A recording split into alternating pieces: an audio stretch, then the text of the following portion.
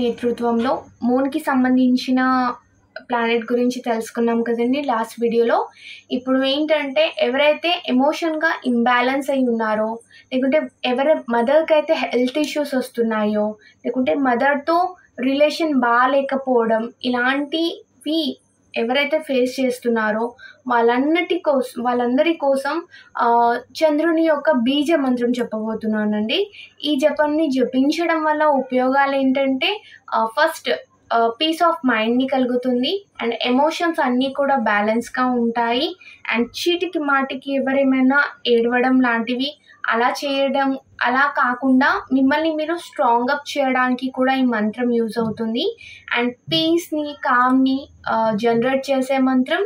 ఈ మంత్రాన్ని మీరు ఏంటంటే ఎవ్రీడే జపించడం వల్ల మీ యొక్క మైండ్‌లో వచ్చే నెగెటివ్ థాట్స్ కూడా వెళ్ళిపోతాయి. సో చంద్రునికి సంబంధించిన బీజ మంత్రం ఏంటంటే ఓం శ్రాం శ్రీం శ్రోం సాహా సోమాయ నమః. ఓం శ్రాం శ్రీం శ్రోం సాహా సోమాయ నమః. ఓం శ్రాం శ్రీం శ్రోం సాహా సోమాయ నమః. ఇది చంద్రుని యొక్క బీజ మంత్రం. ఇది చాలా పవర్ఫుల్ యొక్క మంత్రం. ఓన్లీ స్ఫటిక మాలతోనే చేయాలి. అండ్ చంద్రుని కింద కూర్చొని చేస్తే దీని యొక్క ఫలితాలు ఇంకా ఎక్కువగా అవుతాయి.